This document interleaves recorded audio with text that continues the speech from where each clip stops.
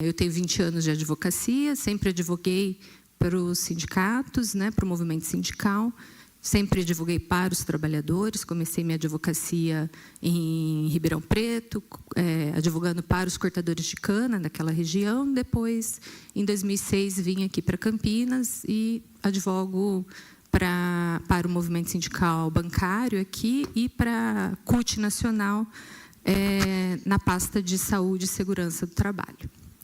Então, coloquei inicialmente aí quem compõe, né, o judiciário e quem são os trabalhadores que buscam a justiça do trabalho, né? A justiça no geral. Então, a organização judiciária, né? Vou ficar mais assim, porque senão não consigo nem ver. Aí. A organização, segundo a Constituição, né, o Poder Judiciário tem a sua independência e harmônico em relação ao Executivo e o Legislativo, né? Isso está na nossa Constituição. E faz parte aí do Judiciário, que integram, né, também o Ministério Público, a Advocacia Pública e Privada e a Defensoria Pública. E qual que é a imagem do judiciário que a gente tem hoje, né? A principal imagem. Eu trouxe essa foto, não estava prevendo que ia estar acontecendo essa semana o julgamento quando eu fiz essa apresentação. Pois é. Mas essa imagem, ela compõe o imaginário, né, da nossa população como um todo, trazendo quem faz parte, quem é o judiciário, né, no Brasil, né? Não é o judiciário trabalhista, né? Mas quem compõe? São homens brancos, héteros, cis, né? Heteronormativos, né, que a gente fala, de classe média, oriundos de universidades públicas e privadas de elite, né? E assim, no geral, pessoas que têm pouco contato com a classe trabalhadora mesmo, né? Depois o Dr. Carlos Eduardo vai ter o tempo dele de defesa. Não é nada contra ele, mas vamos ver. Eu trago os números, tá, para falar isso que eu trouxe, tá? Então, o TST em 2024 trouxe um relatório geral da Justiça do Trabalho. Ele traz os números do judiciário trabalhista, né? Já melhoramos muito em relação às mulheres como juízas, né? Juízas de primeira instância. Hoje está 50% de juízes e juízas, segundo o relatório, e a gente tem visto mesmo um grande número de juízas na primeira instância. O relatório ele não traz a questão da raça, tá? Então, mas a gente sabe que a boa parte dos juízes são brancos, né? Então, apesar de não ter isso, ele traz essa questão que as mulheres já aumentou muito o número na primeira instância. Mas quando a gente já fala das instâncias superiores, né, nos tribunais, por exemplo, o número de desembargadoras já não é o mesmo número que dos homens, né? Hoje, na segunda instância, de todos os tribunais, né, são 567 cargos, sendo 58% de desembargadores e 42% de desembargadoras. E aí, quando a gente fala no TST, que é o Tribunal Superior do Trabalho, né, que é um número bem mais restrito de ministros, né, somente 7 são ministras, né, de 27, 20 são homens e 7 são mulheres.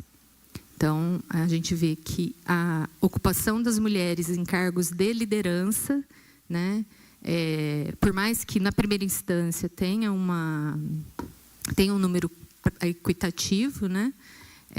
Quando vai passando para os cargos superiores, isso não compõe a mesma dinâmica, né? E fui buscar também o perfil do advogado, né? Qual é o perfil do advogado hoje no Brasil, né? A OAB fez esse relatório em 2024, tá? E ele traz aí esses números também, né? Que em termos de advogadas, 50% são mulheres, né? 58% tem entre 24 e 40, 55, aliás, entre 24, 25 e 44 anos. A renda familiar, né, traz aí vários pontos. Mas um ponto mais interessante que eu entendi trazer aqui para vocês é que ele traz uma questão da raça, né, e a proporção de negros, pretos e pardos, né, é bem inferior ao que representa esse número no nosso grupo da população brasileira, né? Então, 64% dos advogados e advogadas no Brasil são pessoas brancas, né? 25% pardos e 8% pretos, sendo que cerca de só 1% de indígenas como advogados, né? Então, também tem essa questão racial na classe dos advogados, né? Esse percentual se mostra presente. E os trabalhadores? Quem são os trabalhadores no Brasil? Eu trouxe essa foto aí da Tarsila e eu fiquei bem incomodada, né? Porque também, vamos dizer que tem pardos aí, mas a boa parte é branca, né? Vamos nessa foto. Não é uma foto que representa, de fato, a classe trabalhadora. Mas eu, pensando assim na época da industrialização, né, que ela traz ali, a indústria ao fundo, e a parte dos CLTs, né, eu entendi pertinente colocar essa, porque tem uma sequência aí, né? Então, quem são os trabalhadores que buscam a justiça do trabalho?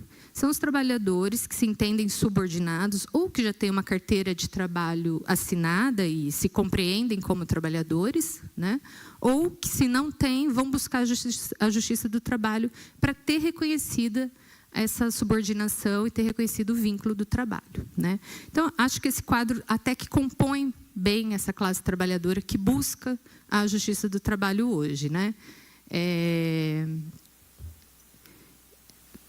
Quais são os principais pedidos que esses trabalhadores buscam na justiça do trabalho? Então, esse relatório, continua o relatório lá do TST de 2024, ele traz que os principais pedidos feitos em todos os processos que entraram na justiça do trabalho em 2024, o primeiro é horas extras e o segundo, verbas rescisórias. Verbas rescisórias aparece como o primeiro pedido em muitos dos tribunais, tá? Então, assim, em 2024 não foi o primeiro, mas, em geral, verbas rescisórias é o pedido que é mais feito na Justiça do Trabalho. Isso demonstra a precarização, né, da classe trabalhadora em ter que entrar na Justiça para pedir verbas rescisórias, né, e o vínculo do trabalho. Então, adicional de salubridade está em terceiro lugar. O TRT 15, no ano de 2024, esse pedido foi o que mais foi feito. Aqui, o TRT 15, que representa o interior do estado de São Paulo. Multa de 40% do FGTS, que também está dentro das verbas rescisórias, né? E indenização por dano moral, uma crescente muito grande da questão do adoecimento mental e do pedido de reconhecimento, né, dos transtornos mentais, do assédio moral, da violência no trabalho, dentro da Justiça do Trabalho. Então, teve um aumento grande e representativo, aí, em quinto lugar, pedidos de indenização. Essa outra ferramenta aqui que eu trouxe é uma ferramenta que chama Data Lawyer, que a gente consegue um Big Data e traz todas as informações de todos os tribunais, de tudo aquilo que é colocado na justiça como filtro, consegue se filtrar nessa ferramenta. E aqui ela traz que hoje ela pega processos desde o momento que a Justiça do Trabalho passou a ter o processo digital, né, e não digitalizado mais. Então, hoje, desde 2014, para se entrar com processo na Justiça do Trabalho, você tem que entrar no site e distribuir por lá. Então, você faz todo um cadastro do processo e, no momento que você faz esse cadastro, você coloca todas as informações e esse sistema consegue filtrar essas informações do processo. Então, de 2014 para cá, existem 23.210.700 processos ativos na Justiça do Trabalho como um todo, tá? Em todos os tribunais. São Paulo lidera esse número de ações. E a próxima tela fala do número em reais, né, que está sendo discutido na Justiça do Trabalho, né? Então ela traz aí que está sendo no total, na soma de todos os estados. Hoje a Justiça do Trabalho discute 2 trilhões de reais, né? E sendo que cada processo dividido pelo número de processos em andamento representa R$26 mil cada processo. Aqui também essa tela é desse Data Lawyer também. Ele traz as principais reclamadas, né? As classes que fazem parte como reclamada, né? Então, a administração pública é a maior reclamada na Justiça do Trabalho. A precarização mostra muito da precarização, né, do Estado. Construção civil. Muitos acidentes, é uma das atividades que mais provoca acidente no Brasil, é a construção civil, e acidentes fatais em especial. Aí vem restaurante, transportes, bancos, está aí em 5º lugar, que são os 5 aí mais judicializados, né? Como polo reclamada, essas classes. E quem são os trabalhadores sem voz na Justiça do Trabalho, né? Porque aquela primeira tela da Tarsila ali, dos anos 20, da industrialização, né? Traz os trabalhadores que judicializam, né? Que está discutindo aqueles 2 trilhões na Justiça do Trabalho. E quem são os trabalhadores hoje que não têm voz na Justiça do Trabalho? Então, são os uberizados, né? Os MEIs, né? O MEI é a manicure, o transportador, né? Porque já tem uma lei de transporte, o pejotizado, aqui os caminhoneiros que têm essa lei específica desde 2015 também não podem mais buscar, ou não tem voz, né? Não é que não podem buscar, mas não tem voz na Justiça do Trabalho mais. O salão parceiro da manicure, né? Também desde aí de 2016. As diaristas domésticas, por mais que tenha melhorado desde 2015 com a legislação, né? Que as reconheceram, que reconheceu o direito das domésticas, mas a jurisprudência do tribunal diz que se trabalha menos de 2 dias por semana, então não tem direito ao contrato CLT, né? Então, também essas pessoas não têm voz, esses trabalhadores, né, e trabalhadoras não têm voz na Justiça do Trabalho. A pejotização é um tema também que eu trouxe aí, porque está muito em ascendência agora, né, porque o ministro Gilmar Mendes puxou essa discussão, né, porque a Justiça do Trabalho, na verdade, ela verifica se existe uma fraude ou não em relação à subordinação. Quem é o PJ de verdade, o microempreendedor de verdade e aquele que não teve opção. Ou contratava desse jeito ou não trabalhava. E o trabalhador não tem opção. Ele assina aquilo que tem, que ele precisa ganhar o salário dele, né? Então, o STF puxou essa discussão e tem puxado várias outras discussões, nem trouxe aqui tudo que pode ser dito em relação à reforma trabalhista, tudo que aconteceu e tem continuado a acontecer, de toda flexibilização, mas essa questão da pejotização, ela traz muito isso, né? O quanto aquela foto lá, a primeira foto do STF, né, daqueles ministros, não tem reconhecimento algum da classe trabalhadora, né? Eles não entendem, não vivenciam, não sabem, né? Eu lembro muito bem que o Barroso, quando vai dar o voto favorável à terceirização irrestrita, ele traz um exemplo dos enfermeiros nos Estados Unidos. Por que vai fazer um voto da terceirização no Brasil, trazer um exemplo americano, né, que não tem absolutamente nada a ver com a realidade do nosso país? É porque ele realmente não... Quando ele procura um hospital, pelo visto, não é por aqui, né? Não sei se vai poder continuar indo lá, pelo visto, não. Mas, quem sabe vai conhecer um pouco mais da realidade do trabalhador brasileiro. Mas é isso, né? Vai dar um voto, dar um exemplo do trabalhador americano, completamente incongruente, né?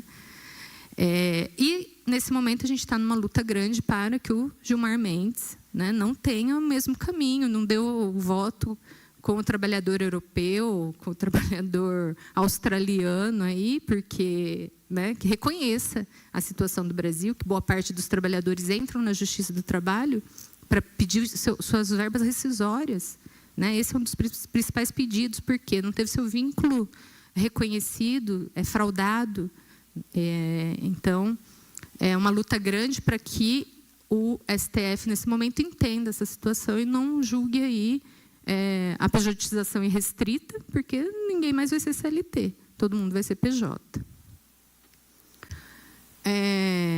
Essa tela aí é um pouco disso que eu já estou falando, né? O capital versus o trabalho, ele vai persistir independente da forma de relação construída, né? E a Justiça do Trabalho tem esse poder, né? Tem essa missão de reconhecer aquilo que é fraude e aquilo que não é, né? É aquilo que deve ser julgado. Agora, o meu sentimento é lógico, né? Que a Justiça do Trabalho comece também a se defender e comece a querer julgar todas as formas de trabalho, independente dessa questão, né? De todos aqueles que não estão tendo voz na Justiça do Trabalho hoje, possam, de fato, buscar a Justiça do Trabalho, né? Porque, por mais que não seja, que ainda tenha muito para ser diversa, para ter o reconhecimento, né, do que é, de fato, a população, é a justiça especializada que nós temos e é a melhor justiça para poder julgar ainda as questões do trabalho. Eu trouxe aqui alguns atos que o CNJ e a própria TST está fazendo, né? Em 2021, o CNJ trouxe o protocolo para julgamento com perspectiva de gênero. Nós já tentamos usar isso em algumas situações e não foi fácil. Na primeira instância, caiu na mão de juízes e simplesmente não reconheceram o protocolo. Tivemos que ir para o tribunal e aí houve reconhecimento. Eram as duas situações que nós usamos o protocolo eram mulheres que estavam sofrendo violência doméstica. Mas o que violência doméstica tem a ver com o trabalho dessa pessoa, né? Tem tudo a ver, né? Uma pessoa que está com medida protetiva, uma mulher que está com medida protetiva, filhos junto com ela, é óbvio que ela precisa do trabalho dela para se sustentar. Se o empregador, nessa situação, demite a trabalhadora, a chance dela retornar para o ciclo de violência é enorme. Algumas convenções coletivas, a Convenção Coletiva dos Bancários, já prevê os bancos, né, ali numa medida de, vamos dizer, um ato ali, de uma carta de consideração, tem entendido que as mulheres que estão com medida protetiva, passando por violência doméstica, têm o direito de ir para outra agência, não ficar na mesma agência, se mudar, né? Tem algumas coisas relacionadas à meta. Então, ele tem uma carta de boas intenções lá na convenção coletiva. Mas, quando essa funcionária, depois de 6 meses, não bateu a meta, ela vai ser demitida, né? Mas ela está lá, está com o boletim de ocorrência, está na casa dos familiares, está sofrendo uma violência, como que ela vai bater meta? Né? Então, assim, nós conseguimos, nesses 2 casos, entrando no tribunal, um reconhecimento da suspensão do desligamento dessas duas bancárias, né, e porque elas estavam nessa situação, e se apegamos aí na convenção coletiva e nesse protocolo de perspectiva, com perspectiva de gênero, foi atendida a liminar. Então, o protocolo, ele orienta aí, né, a magistratura a interpretar os fatos e prova, considerando como o estereótipo de gênero, né, como pode influenciar comportamentos e expectativas sociais, né. É diferente quando uma situação dessa, de violência doméstica, cai na mão de uma juíza e quando cai na mão de um juiz. Não tem como dizer que não, né? Mas, assim, se existe o protocolo exatamente para que todos tenham consciência. Não que mulheres não sejam, também tenham o machismo. Também tem, mulher, e tem alguns homens desconstruídos, mas o protocolo vem para isso, né? Para conscientizar que aquela situação que as mulheres estão passando é uma situação de fragilidade, né? Então, analisar o direito, evitar decisões baseadas em preconceitos, assegurar proteção efetiva, garantir linguagem inclusiva, promover igualdade e acesso à justiça. Então, esse protocolo do CNJ é desde 2021, e em 2024 o TST também fez 3 protocolos que saiu nessa publicação, e ele agrega mais situações, né? Então, antidiscriminatória, interseccional inclusiva, né? Perspectiva da infância e da adolescência e enfrentamento do trabalho escravo contemporâneo. Ele é bem... Aquele outro é do CNJ, então é geral, né? Em toda a justiça. Esse é do TST, então ele traz uma perspectiva mais do trabalhador mesmo, então é orientativo. E aí, assim, achei importante trazer que porque muitas vezes, pelo menos, né, de forma muito mais enfática, desde 2016, né, com o golpe da Dilma, a gente tem ouvido aí uma argumentação do fim da justiça do trabalho, né? Então, qual que é o argumento de quem traz isso, né, da liderança de direita aí, né? Então, eles falam do custo elevado para o Estado, da justiça especializada, né? Que a própria justiça comum poderia absorver essa temática, que ter a justiça do trabalho estimula um excesso de ações, que direitos poderiam ser resolvidos por medidas privadas ou acordos, quer dizer, né? Sem um parâmetro, né, para o trabalhador, porque a justiça do trabalho já traz isso, né, que o trabalhador é o hipossuficiente, então já existe um desequilíbrio. Se a gente joga isso para a justiça comum, como que vai ser um acordo para um trabalhador numa justiça comum?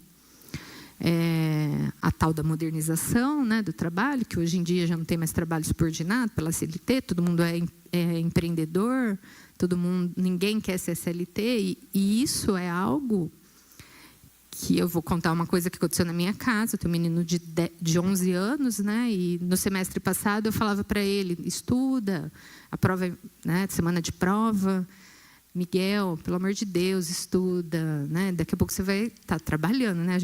Pai e mãe já fica pensando na criança, como que vai ser seu futuro, tem que estudar, dando aquele maior sermão na criança, né? Ah, mãe, mas pior do que isso é ser CLT, né? O quê? De onde saiu isso? Uma criança de 10 anos, 11 anos, falando pior do que tudo é ser CLT? Ele não faz ideia do que é ser CLT, mas o YouTube, os influencers, hoje, um discurso da internet que está chegando nas nossas casas e para as crianças, é de que ser CLT não é legal. É o fracasso, exato. Né? O legal é ser empreendedor, ser youtuber, fazer seu horário, né? Enfim, né? O CLT é o cara fracassado. Mas esse discurso não é à toa. Não é à toa. É um discurso realmente para desmoralizar, né? Para enfraquecer a a Justiça do Trabalho para enfraquecer a CLT, para dizer que ninguém é trabalhador, todo mundo é empreendedor, né? Ser trabalhador é um fracasso, é isso mesmo. Então, assim, o argumento pela defesa da Justiça do Trabalho é tudo isso que a gente já está conversando aqui, né? Ela tem uma capacidade de ser mais eficiente, o processo na Justiça do Trabalho, primeiro porque tem a questão do acordo, então tem uma tendência de ser mais rápido, né? Existem, lógico, processos, quando eu atendo o cliente, doutora, mas quanto tempo o meu processo, né? Eu não tenho como falar, fique tranquilo que em 2, 3 anos você vai estar recebendo, mesmo quando a gente está discutindo com um banco, né?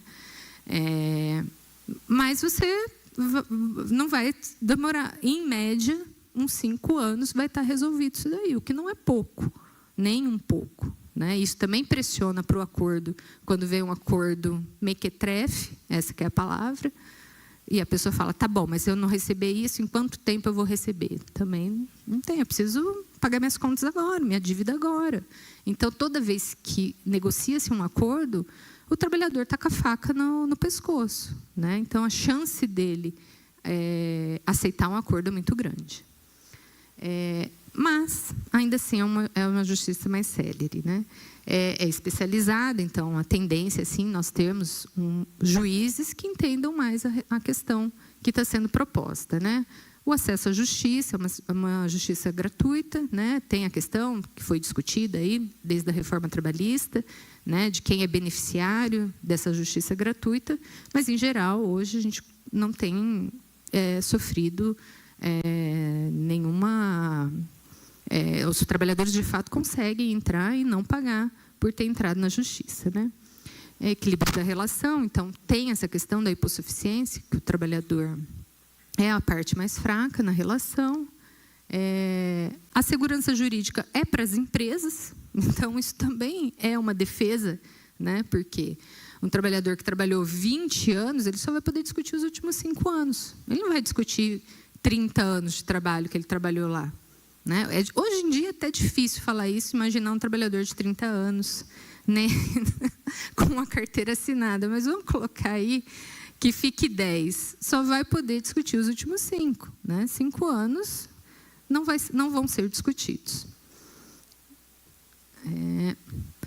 Que mais? Então, aqui umas fotos, né, da defesa, né, da Justiça do Trabalho. Então, hoje a gente está uma mobilização nacional em defesa da competência da Justiça do Trabalho contra as decisões do STF, né, porque tem tirado a competência da Justiça do Trabalho.